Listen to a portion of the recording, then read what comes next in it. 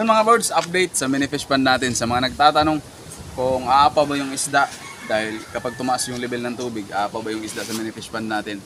Ang sagot po mga birds ay hindi, dahil may net tayong nilagay. Andyan mga birds oh. Yan. Ang laki ng tubig dagat ngayon mga birds, kasi tubig dagat ang pumapasok dito sa ilog. 1.70 meters ngayon mga birds ang taas ng tubig, at yan. Pero ang pinakamalaki mga birds sa palagay ko ay 2 meters. So 1.70 meters mga birds ay medyo napakataas na talaga. Pero di pa rin naapaw yung isda natin dyan sa loob. Yan o. Yan. Andyan yung mini fish pond natin.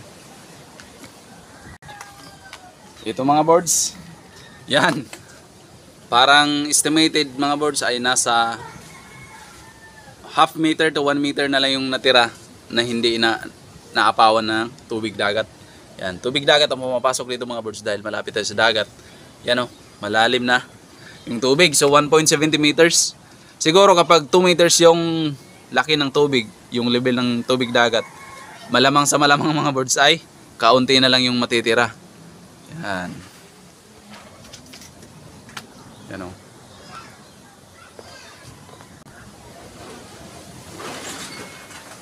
At medyo masusubok ngayon mga birds yung tibay ng mini fish pond natin, kung di ba talaga siya masisira sa oras ng baha o masamang panahon dahil may malakas na bagyo ngayon. At dito masusubok mga birds kung makakasurvive yung mini fish pond natin at kung makakasurvive yung mga isda natin. Abangan natin mga birds, napaka lalaki ng mga alon ngayon. Tingnan natin sa dagat. Birds, ito yung update ngayon sa panahon dito sa amin. Napakalalaki ng mga alon mga birds dahil may malakas daw na bagyo ngayon. Tignan nyo mga birds oh. Grabe.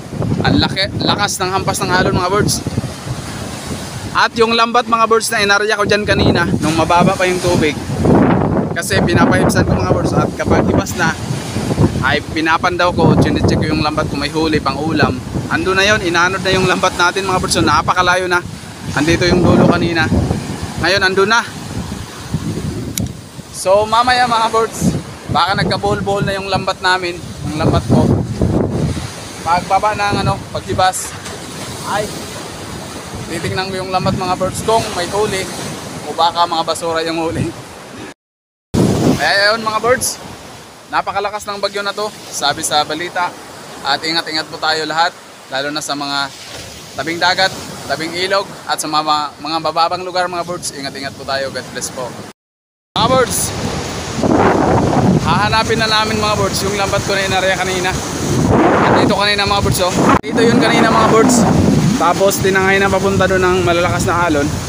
At sa ngayon parang nawala na. Wala na yung kanyang palatandaan, yung bandera, yung kanyang pataw. Ay, ba't na nagputo? Tingnan nyo yan mga birds oh, sobrang lakas. Yan, malakas kasi yung bagyo ngayon. At yung lambat na inari ko mga birds ay inari ko yun dahil pang ulam. Pang ulam namin yun mga birds. Kaso nga lang sobrang lakas ng alon ngayon. Kaya bol na yun mga birds. Oh, grabe lakas.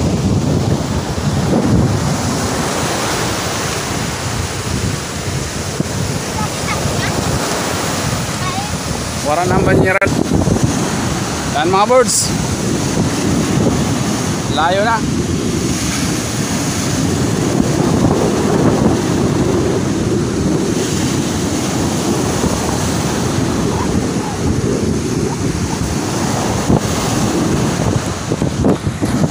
Mga birds, andito na yung lambat namin.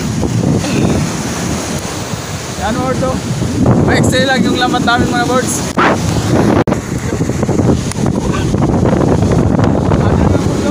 Bol-bol na, ha?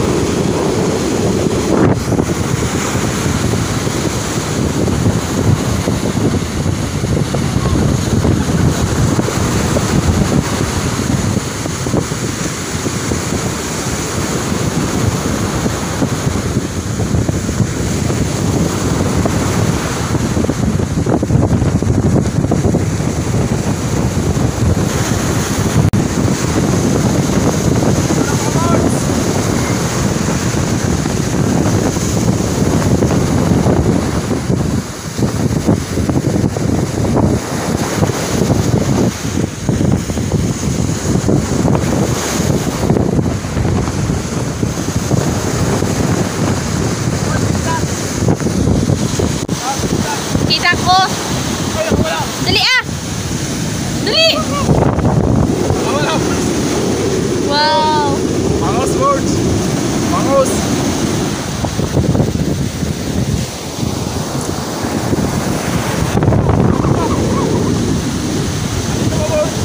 Dali ah! Kuha ah! Yehey! Bangos. Ano ba? Dali alam! Na! Dali ah! Yay! Wow! Ano ba? Love, damo-damo! Wow! Thank you, Lord!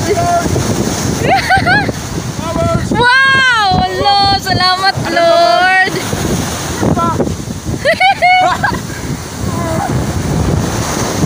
Wow!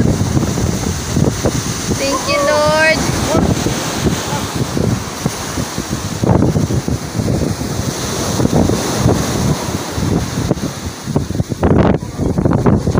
Na, ada pa! Ada pa! Dali ah! Buhay! Na! Yehey!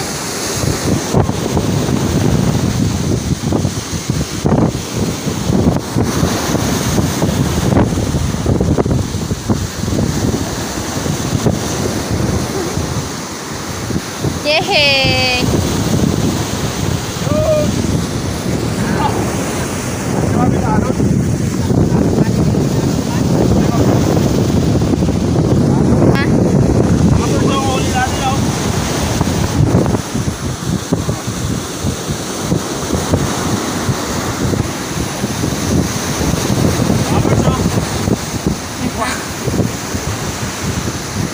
Mga birds, huli natin oh. yehey! Thank you, Bangos, Lord! up,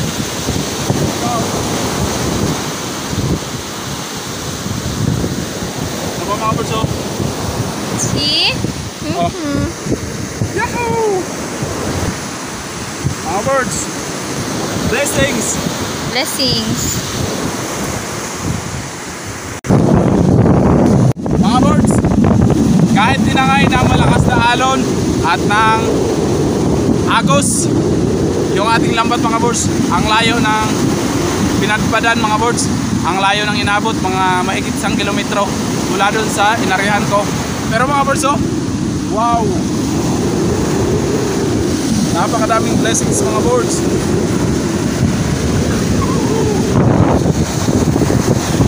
Thank you Lord. Blessings, thank you Lord. Ulam na, hindi na tayo bibili.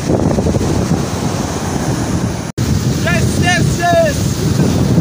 Thank you Lord. Libre na yung ulam natin mga birds. Tingnan nyo mga birds. Sang alon at ay tanggalin na natin yung huli. Mga birds oh, buhay ba oh? Alam mo oh, lapit. Oh, lapit. Buhay pa oh. Oh.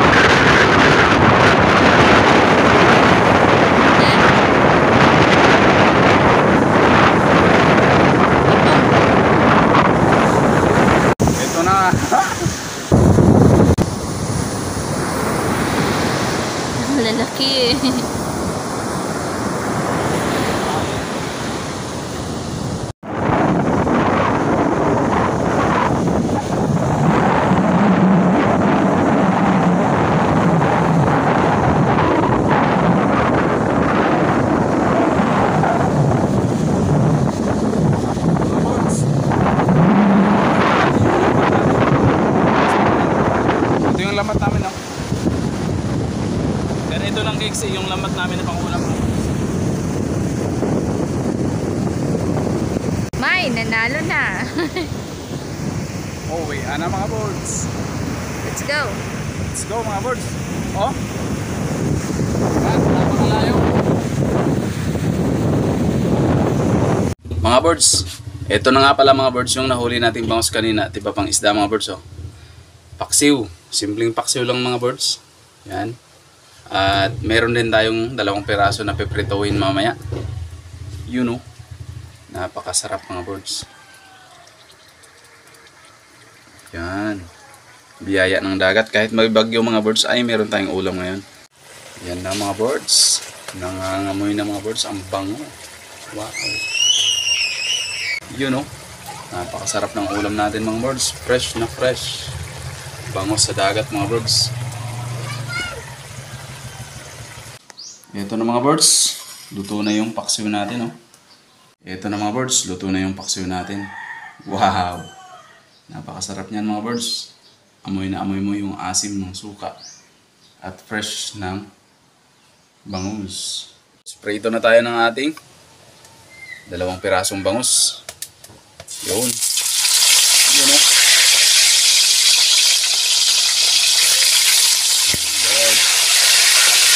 Ulam na naman.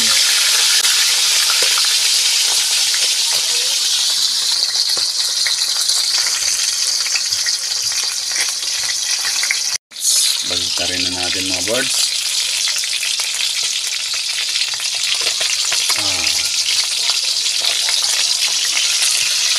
Ito na.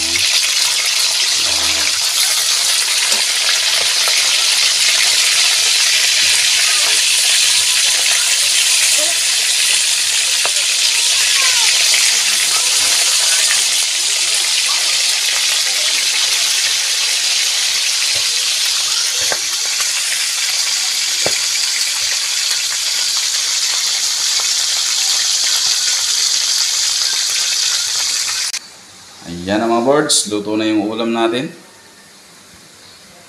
You know. Wow. Yan. Fresh na fresh mga birds.